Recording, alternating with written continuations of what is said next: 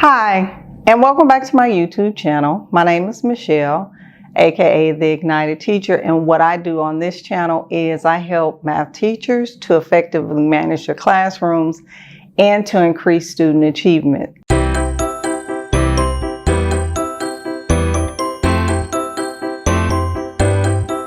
So today's video is a vlog video, and I'm just going to be talking about my feelings about virtual learning. Most of you all who are subscribers or follow me on my email list or on Facebook or Twitter, you know that I'm really kind of the tech savvy type of teacher. But virtual learning has kind of basically thrown me a curveball because it gives me a really funny vibe. So back here, as you can see, this is where I sit every day. I normally film in my office, and I've had to separate my spaces, because my mind does not make the jump. So in the morning, I may start off in my office doing some work on, I might be working on a blog or something for business, but then I have to physically get up and leave and come in my living room. And it's the weirdest thing, because at first when I was doing everything in my office, it just wasn't working. My mind did not recognize that I was shifting from working on business stuff to actually working on schoolwork. And it started all running together, and I was like, this is not working. So I set up a space in my living room. So we started virtual learning last week on Tuesday, right after Labor Day. And it was the weirdest vibe. And although I'm very comfortable with technology, the human aspect of it was missing, and it really was. So we were online all day. That was the first thing that was really different. Just the screen time was a lot. And it wasn't that we're not used to computers, but it's like 3 times the amount of screen time that we normally have. And that was the first noticeable thing, because by Friday, I got the heck out of Dodge. I left my house. We had a faculty meeting after school, and I had to get out of here because I have been here all day and working out kinks, technology failing. On the first day, our website crashed. Our school district website, which we already knew that the district didn't have enough bandwidth because we're a large school district. And I expected that to happen, but it has been technology issue after technology issue. And it just has been really kind of challenging, to say the least. And one of the things that I noticed, the kids are really being good about, showing up. It really hasn't been that bad. It hasn't, because if I work in an urban school, and they really have been trying. So, I'm a math interventionist, and one of the things that I really was concerned about was that my students and the human connection. So what I decided to do, because we're on Microsoft Teams, what I decided to do is message my students from last year. And we were in one of our math department PLCs, and I asked our assistant principal, I said, have you seen a student of mine from last year? She was like, well, she was on my list, and she didn't, but she didn't come the first day. So the next day, she told me, she said, well, the student showed up. So I got on Microsoft Teams and looked her up and messaged her, and she was so happy to hear from me. And I was like, well, how was your summer? And what did you do? And she was, it was really like I was like a kid in a candy store. Like I had not seen my best friend, or I had gotten a surprise for, you know, for that day.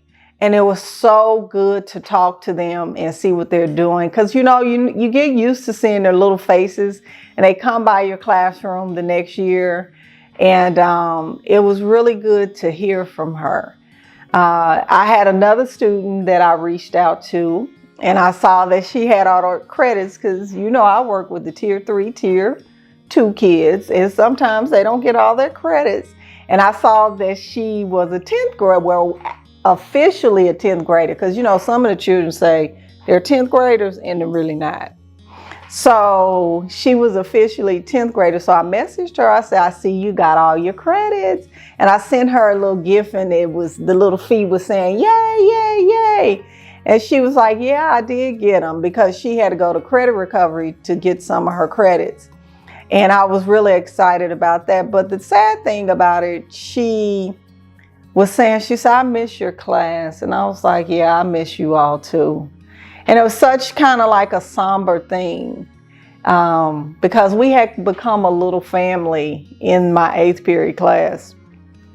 And I celebrated my birthday with them. They got up and danced, and it's a video on my Facebook page with them on there. And it's so funny, just kind of thinking about how we connected in that way. And I told her, I said, you know, I said, if you ever need me, I said, you know, you can contact me. And she hearted the message, and she said, I know. And she had her little smiley face beside that.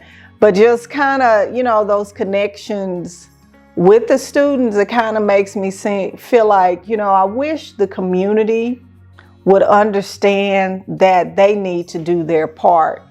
And, you know, a lot of the parents, you know, are saying, well, my kid this, and, you know, just being entitled, and that feeling of entitlement, it kind of just makes me angry, because the media and parents are spinning it that teachers don't want to go back to school. And that is not even this, it doesn't have this much truth to it. You know, I've been teaching 20 years, and going to school is like getting dressed, because it is the only profession that I know. I started teaching when I was 24. So, you know, I've been doing it for over 20 years, but we want to be safe, and the community will not do its part. It just will not, you know, as a whole, you know, and that's the sad part. And it makes me feel like, you know, are we ever going to go back to brick and mortar? And that's my question, because it's going to take everybody to do their part to get us back into school 100%. And we have these school districts surrounding us, opening these schools, and it's really ridiculous. It really is. We have almost a 10% positivity rate.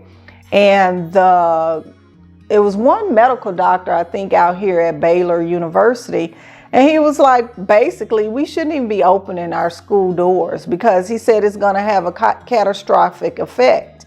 He said it's not going to work, and it's not. And we know that it's not going to work, but it's like we are working against logic, and it doesn't make sense. And children are getting sick, teachers are dying, and it's such a sad state of mind. I'm very fortunate to be in a school district where they don't take those type of risks, you know, but every teacher is not fortunate enough to be there. I have some friends, like a lady today, she says she don't know if she's gonna make it through the school year.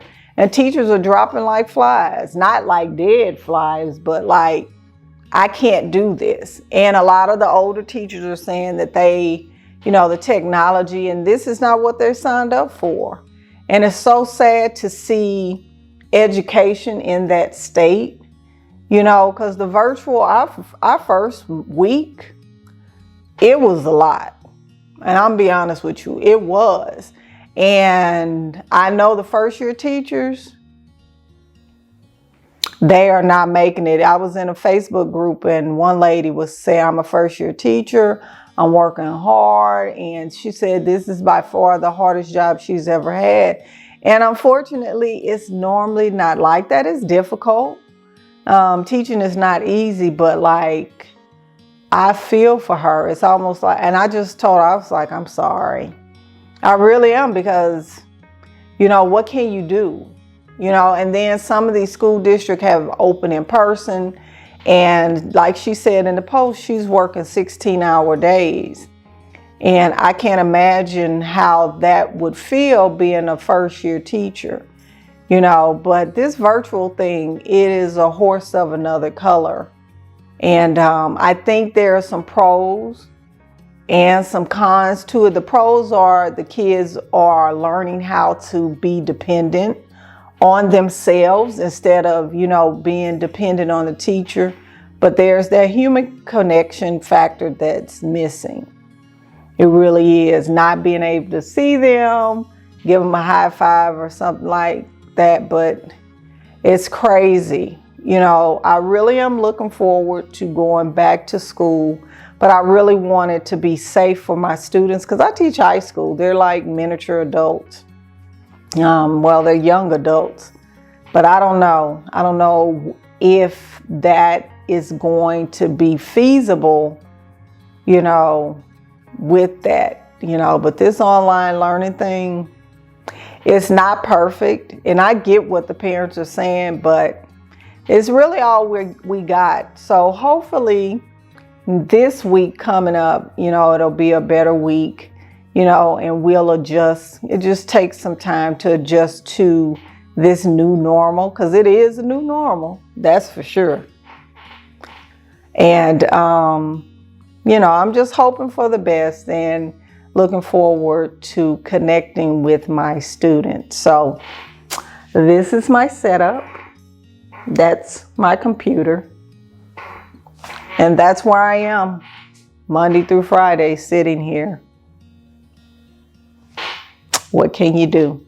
So I hope that, you know, you're in a better space and position. And in the comments section, tell me how virtual, you know, learning is working out for you. And what do you see, you know, for the foreseeable future, maybe in your foreseeable future, your career in education, or, you know, just how you're feeling. I think it's important for us to connect. So drop that in the comment section, and don't forget to like and subscribe to my channel and hit the bell to get notifications for when I upload my next video. So I hope that you like this video.